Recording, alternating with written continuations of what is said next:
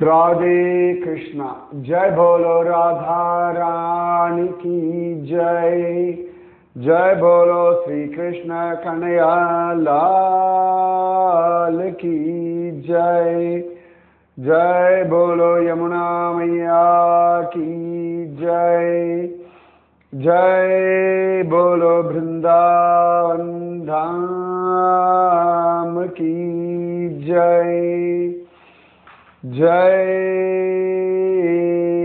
बोलो कालिय मर्दन श्री कृष्ण भगवान की जय। அழகான ஒரு நாள் இன்று நித்யானந்த த்ரயோதசி.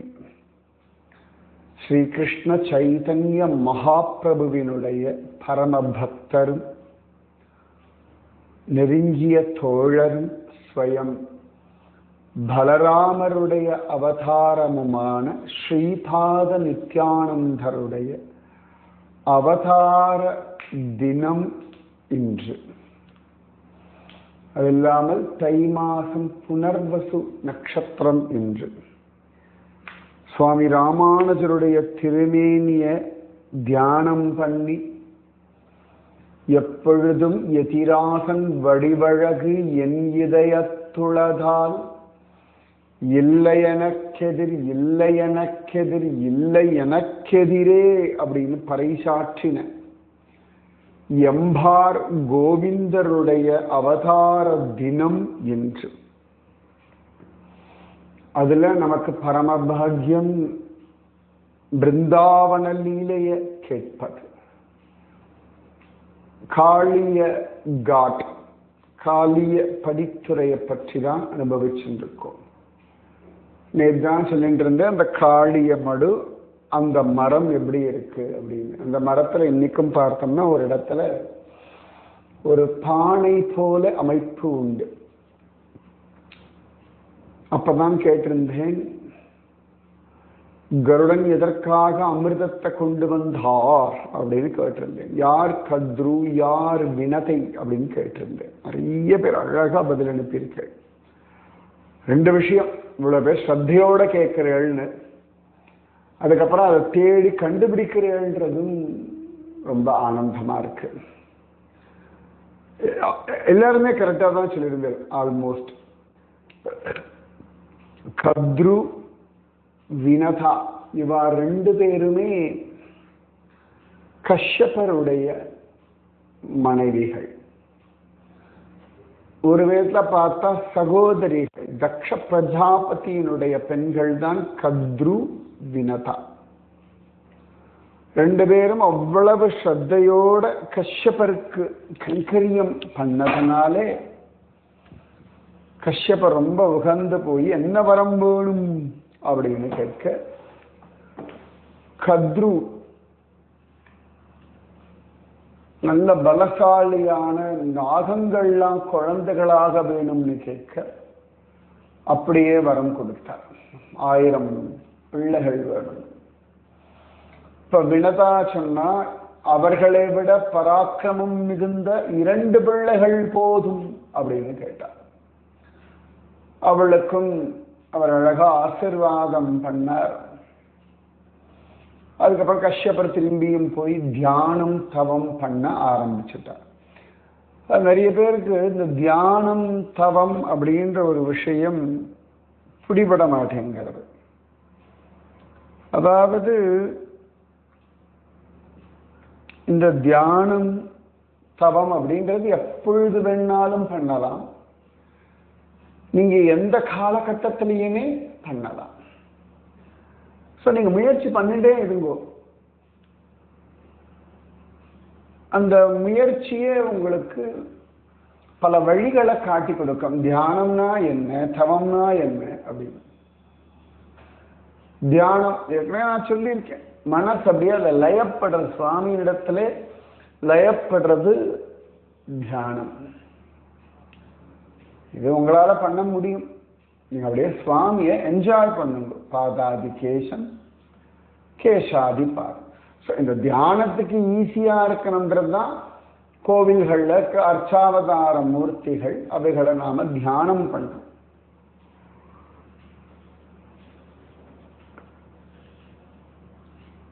ரொம்ப சுலபமான ஒரு தியான முறை அதுதான். நீங்க குடும்பஸ்தனா இருந்தாலும் தியானம் பண்ணலாம். ஒரு காலகட்டம் வரைக்கும் குடும்பம், வேலை, மனைவி, குழந்தைகள் அப்படி ஓடிந்தா கூட ரிட்டையர்ட் லைஃப்ல கூட தியானம் பண்ணலாம்.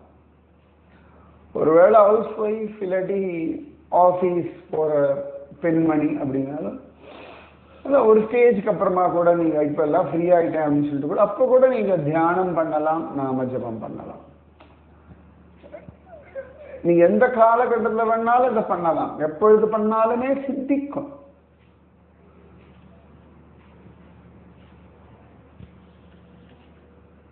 கண்ணனை ரசிக்கிறதுக்கு என்ன காலம் என்ன, நேரம் என்ன, வயது என்ன, இடம் என்ன, எங்க வேணாலும் எப்ப வேணாலும் தியானம் பண்ணலாம். சரியா? கஷ்ய பரிவார் 2 பேருக்கும் வரம் கொடுத்துட்டு அவர் தபஸ் பண்ண போயிடுறார். அப்ப இந்த கத்ரு அவளுக்கு ஒரு 1000 முட்டைகள் உண்டாகிறது. வினதைக்கு 2 முட்டைகள். ஒரு சினை முட்டைன்னு சொல்லுவா இல்லையா, அந்த மாதிரி 1000 முட்டைகள் பாதுகாத்துண்டு வரா கத்ரு. ஒரு காலகட்டத்துல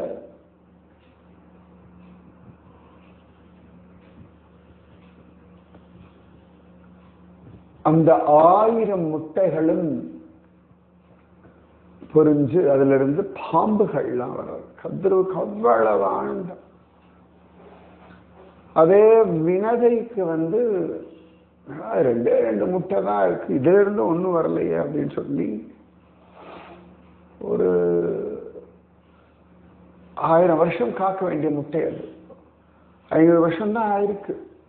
அவள் குழந்தைய பெற்றுத்தாளேன் பொறாம. நீங்க ஒவ்வொரு நாளும் ஜெயிக்க வேண்டியது பொறாமையத்தான். பெரிய கஷ்டமான ஒரு காரியம் அந்த பொறாமை. அது பல சந்தர்ப்பங்கள்ல இது பொறாமை அப்படின்ற நினைவு கூட உங்களுக்கு இருக்காது.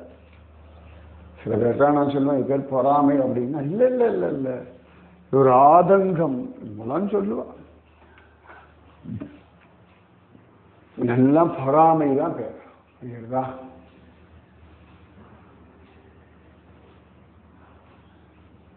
அவள் கிடைச்சிருக்கே எனக்கு கிடைக்கலையே, அவர்களுக்கு புகழ் கிடைக்கிறது, அவர்களுக்கு ஆரோக்கியம் இருக்கு, மூலம் உண்டு. பொறாமைக்கு ஒன்றும் விவசாய கிடையாது எப்பொழுது நான் சொல்லுவேன். அதனால இந்த பொறாமையில நீங்க எப்பொழுதெல்லாம் பொறாமையில் இருக்கிற அப்பொழுது நீங்க உங்களுடையதான ஆனந்தத்தை நீங்களே கெடுத்துக் கொள்கிறீர்கள் மட்டும் புரிஞ்சுக்கோங்க. பொறாமையே வேண்டாம், கம்பாரிசனே வேண்டாம். கம்பாரிசன் தான் பொறாமை மெயினா. அதாவது நம்ம என்ன தப்பு பண்றோம்னு யோசிச்சு கம்பேர் பண்ணி அதுல இருந்து நம்மள சரி பண்ணிக்கிறது வேற. அவளுக்கு கிடைச்சிருக்கு அப்படின்னு, அவளுக்கு என்ன தகுதி இருக்கு, அவளுக்கு என்ன தகுதி இருக்கு அப்படின்னு சில பேர் சொல்லுவாங்க. அதுக்கு பேர் பொறாமை. புரியுதா? இவள் என்ன பண்றா, வினதை பொறாமையில ஒரு முட்டையை உடைச்சு பார்க்கறா. அது ஒரு பாதி ஃபார்ம் ஆகிடுது, இன்னும் கொஞ்சம் ஃபுல்லா ஃபார்ம் ஆகல. அந்த முட்டைக்குள்ள இருந்த பயலுக்கு இடுப்புக்கு கீழே கால்கள்லாம் இன்னும் ஃபார்ம் ஆகல. அதுக்குள்ளே உடைச்சு விட்டா அறகுறையா அந்த குழந்தை வந்தான். அவன்தான் அருணன்னு பேர். செம்ம கடுப்பு அந்த பிள்ளைக்கு. என்ன பைத்தியக்காரத்தனம் பண்ற, உனக்கு தெரிய வேண்டாமா, போ இப்படி என் வாழ்க்கையை கெடுத்துட்டிய அப்படின்னு கோபத்துல, நீ அடுத்த வாழ்க்கை அடிமையாயிரு, ஒரு 500 வருஷம் அப்பதான் உனக்கு புத்தி வரும்னு சொல்லிட்டான். அப்பதான் பிறந்த பிள்ளை. சொல்லிட்டு அவனே சொல்றான், இந்த இன்னொரு முட்டையை உடைச்சுடாத, 500 வருஷங்கள் பத்திரமா பாதுகாத்துடுமா, அவன் தான் உன்னை அடிமை தலையிலிருந்து விடுவிப்பான் அப்படின்னு சொல்லிட்டு பிசிக்கலி சேலஞ்ச் அவன். ஸோ அவனுக்கு வந்து அது ஸ்பெஷல் கன்சிடரேஷனா சூரிய தேவனுடைய ரதத்தினுடைய சாரத்தியம் பண்றதுக்கு அப்பாயின்மெண்ட் கொடுத்துட்டான். குதிரை ஓட்டுறதுக்கு கைதானே முக்கியம், ரதத்துல உட்காந்து கண்ட்ரோல் பண்ண வேண்டியது தானே. ஸோ ஃபர்ஸ்ட் பிசிக்கலி சேலஞ்சு அவன் தான், அவனுக்கு தான் அந்த வேலையும் கொடுத்துட்டான். அதனாலதான் காலையில சூரியன் உதிக்கிறதுக்கு முன்னாடி ஒரு வெளிச்சம் வரும் இல்லையா, அதற்கு பெயர் அருணோதயம்னு பெயர். அருணனுடைய வெளிச்சம். அதுக்கப்புறமா தான் சூரியோதயம்னு பெயர். அருணோதயம், அருணோதய வேலைன்னு ஒன்று என்ன கண்டுபிடிச்சு சொல்லுங்க பார்த்தா. அருணோதய டயம் என்ன கண்டுபிடிக்கணும். சின்ன சின்ன விஷயங்கள் தானே. அந்த அருணன் தான் புரி ஜெகநாதருடைய கோவில் வாசல்ல இருக்கக்கூடிய தூண்ல மேல இருக்க அருணஸ்தம்பம்னு பேரு. சிங்கத்வாரம், அங்க வாசல்ல இருக்கக்கூடிய ஸ்தம்பத்துக்கு பேர் அருணஸ்தம்பம். கோவிலுக்குள்ளே போனாதான் கருடஸ்தம்பம்.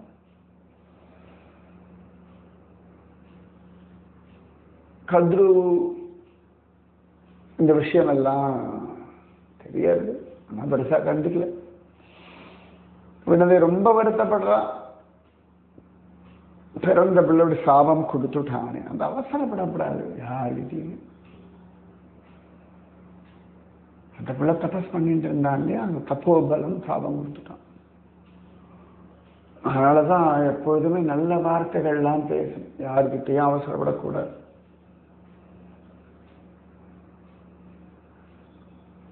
அப்ப ஒரு நாள் இந்த கத்ருவும் வினதாவும் எங்கேயோ குளிக்க எழுத போகும்பொழுது பார்த்தா ஆகாசத்துல உச்சை ஸ்ரவஸ் அப்படின்ற குதிரை போகிறது. வெள்ள வெளே.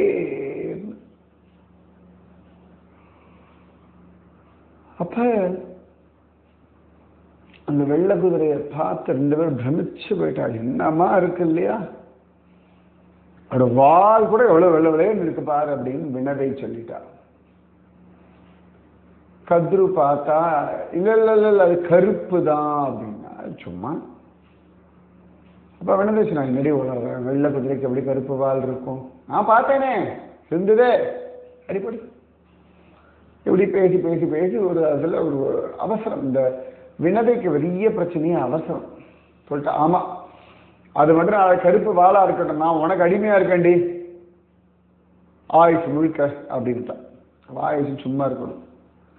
இந்த எமோஷன்ல எத்தியானம் வளரப்படாது. நிறைய பேர் வளர மாத்திக்கோங்க, நீங்க தான் உங்களை மாத்திக்கணும். இதுக்காக என்ன பண்ண முடியும், நிறைய அனுபவங்கள் கிடைச்சிருக்கு, அதை பேஸ் பண்ணி உங்களை கொஞ்சம் கொஞ்சமா மாத்திக்கோங்க. அப்ப இந்த அடுத்த நாள் 2 பேரும் உச்சை ஸ்ரவஸை பார்க்கலாம் தூரத்துல இருந்து வெயிட் பண்ணும்போது கத்ருக்கு நல்லா தெரியும் உச்சை ஸ்ரவஸினுடைய அந்த குதிரையின் வால் வெள்ளையாத்தான் இருக்கு. ஆனா எப்படியாவது இந்த வினதைய அடிமையாக்கணும்னு சொல்லி தன்னுடைய பிள்ளைகள் சில பேரடே நாளைக்கு அந்த உச்சை ஸ்ரவஸ் வால்ல ஏறி இருக்கும்போடா நல்ல கருணாக பாம்புகள். அப்ப தூரத்துல இருந்து பார்க்கறதுக்கு நீங்க பாம்பு தெரிய மாடல் வெள்ளை கருப்பு வாளாகத்தான் தெரியும் அப்படிங்கிற சொல்ல சில பிள்ளைகள்லாம் ஒத்துக்க மாட்டேன். அது தப்பு மாணி, அப்படி பண்ணக்கூடாது, வெள்ளையா தான் சொல்லாதே கருப்புன்னு மாத்துறதுக்கு இருக்கு அப்படின்னு சொல்ல இவ கோவப்பட்ட அந்த பிள்ளைகளுக்கு நீங்கள்லாம் யஜ்யத்தை செத்து போங்கன்னு சொல்ல அப்படி சாபம் கொடுத்துடுற. அவர்கள் தான் பின்னாடி ஜனமேஜயனுடைய சர்ப்பயாகத்துல போய் விழுந்தார்கள் அப்படின்னு இருக்கு. நீ மற்ற சில பாம்புகள்லாம் கவலைப்படாதே அம்மா, அவனுக்காக நாங்க பண்றோம்னு சொல்ல அடுத்த நாள் உச்சை ஸ்ரவஸனுடைய வால்ல இந்த கருப்பு நாகங்கள்லாம் ஏறி என்று அதை சுத்தி நிறுத்து. தூரத்துல இருந்து பார்க்கும் பொழுது வெள்ளை குதிரை கருப்பு வால். கதிர சொன்னா பார்த்தியா நீ தோத்து போயிட்டான்னு உடனே வினதை அன்று முதல் இவளுக்கு அடிமையாயாச்சு. இவளுக்கு வேலைக்காரியாக இருந்துட்டு எல்லாம் பண்ணிட்டு இருக்கா 500 வருஷங்கள். அதன் பிறகுதான் கருடன் முட்டையிலிருந்து வெளில வரார். அதுதான் கருடாழ்வார். ஸோ வினதைக்கு பிறந்த 2 புதல்வர்கள், ஒருத்தன் அருணன், இன்னொருத்தன் கருடன். ஆண்டாள் சொல்லுவா இல்லையா, வினதை சிறுவன் சிறகென்னும் மேலாப்பின் கீழ் வருவானை விருந்தாவனத்தே கண்டோமே. விருந்தாவனத்திலே பார்த்தோம் கருடனுடைய பக்ஷிராஜனுடைய சிறகின் கீழே விளையாடக்கூடிய கண்ணனை விருந்தாவனத்தில் கண்டோம் அப்படின்னு சொல்றோம். கருடன் பிறந்தாச்சு. அம்மாவடி அவளுக்கு அடிமையா இருக்கிறதெல்லாம் பார்க்கறான். இது என்ன பண்ணணும் மாறணும் கேட்டோன்னே இந்த கத்ரு சொல்றா, என் பிள்ளைகள் எல்லாரும் அடிச்சுலாம் கொள்றாங்க. பாம்பு இல்லையா? ஸோ என்னுடைய பிள்ளைகளுக்கு அமரத்துவம் வேணும், அதனால அவர்களுக்கு அமிர்தம் வேணும்னு கேட்க கருடன் போய் பெரிய சண்டை போட்டு தேவர்களோடலாம் சண்டை போட்டு அமிர்த கலசத்தை எடுத்துண்டு வரார் இந்த நாகங்களுக்கு கொடுப்பதற்காக. அப்படி வரும் பொழுது அவர் ஒரு க்ஷணம் இந்த காளிய மடு இன்னைக்கு இருக்கு இல்லையா, அந்த மடுவினுடைய கரையில இருந்த அந்த கேளி கதம்ப மரத்தின் மேல் ஒரு க்ஷணம் உட்காந்துட்டு அப்புறம் பறந்து போனாராம். அந்த அமிர்த கலசத்தை வச்சதனாலேயே அமிர்தத்தினுடைய தன்மையினாலே அந்த மரமானது பொசுங்காமல் பச்சை பசேல் அன்றும் இன்றும் இருக்கு. இன்னைக்குதான் அவ்வளோ பெரிய கதை சொன்னேன். ஆச்சா, அதனாலதான் அந்த கதம்ப விரக்ஷம், கேலி கதம்பம், நல்ல வாசனையா இருக்கும் அந்த பூவெல்லாம். இந்த கேலி கதம்ப விரக்ஷத்தை அதுலதான் கண்ணன் ஏறினான், அதன் கிளைகளில் நடந்தான், தண்ணீரில் குதித்தான், இவனுடைய சந்தோஷத்தை கெடுத்தான். உச்சசால ஜலம் திருஷ்டம் கிருஷ்ண சங்காத தூர்ணிதம் தத் சர்ப்ப மந்திரே நத்யாம் பிருங்கீபூதம் பபூவஹ ததைவ காலியஹ க்ருத்தஹ பணிபணசதா விருத்தஹ தசந்தந்தைச்ச பூஜயா புஜயா தச்சாத நிருபமாதவம் கிருஷ்ணோ தீர்க்கம் வபு கிருத்வா பந்தனான் நிர்கதச்சதம் புச்சே கிரஹீத்வா சர்ப்பேந்திரம் பிராமயித்வா விதஸ்வததஹ. அழகா கண்ணன் அந்த ஜலத்திலே குதிச்சான். அந்த இடத்தையே நடுங்கித்து காளியன் வந்தான், கண்ணனை சுத்தின்றான், கடிக்க பார்க்கிறான். கண்ணன் அது வாழை பிடிச்சு இழுத்து அந்த பக்கம் தள்ளி விட்டான். திரும்பியும் கோபமா வந்தான். ஜலே நிபாத்திய அஸ்தாபியாம் சிக்ஷேபாம் சுத்தனுஷதம். 100 வில்லு தூரத்துக்கு வீசி அடிச்சானாம் இந்த பாம்பை. புனருத்தாய சர்ப்பேந்திரோ லேலிஹானோ பயங்கரஹ வாமஹஸ்தே ஹரிம் சர்ப்போ ரூபா ஜக்ராஹ மாதவம் ஹரிர்தக்ஷிணஹஸ்தேன கிரஹீத்வா தம் மகாகலம். பகவான் அவன் சுத்திட்டு வர, பகவான் இன்னும் உடம்ப பெருற இந்த காளியன் கிருஷ்ணன் உடம்பெல்லாம் சுத்தின்றானாம். அவன் அப்படியே வசப்படுத்துறானாம். கண்ணன் அப்படியே உடம்பு அப்படி பெருசு ஆகிறதான்.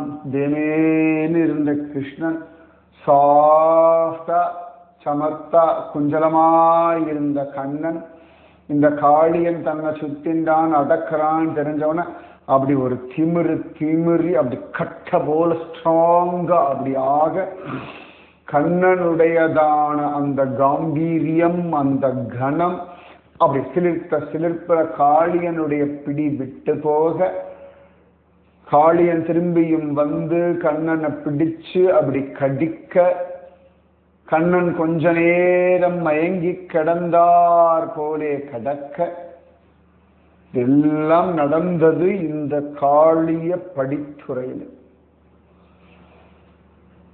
இதெல்லாம் நடந்ததாம். மீதி விஷயம் நாளைக்கு. ராதே கிருஷ்ணா. ராதே கிருஷ்ணா கிருஷ்ணா ராதே, ராதே கிருஷ்ணா கிருஷ்ணா ராதே, ராதே கிருஷ்ணா கிருஷ்ணா ராதே, ராதே கிருஷ்ணா கிருஷ்ணா ராதே. जय भोलो राधा रानी की जय, जय भोलो श्री कृष्ण कन्हैया लाल की जय, जय भोलो वृंदावन धाम की जय, जय भोलो यमुना मैया की जय, भोलो गरुड़ाழ்வார் की जय, जय बोलो आज की आनंद की जय. राधे कृष्णा.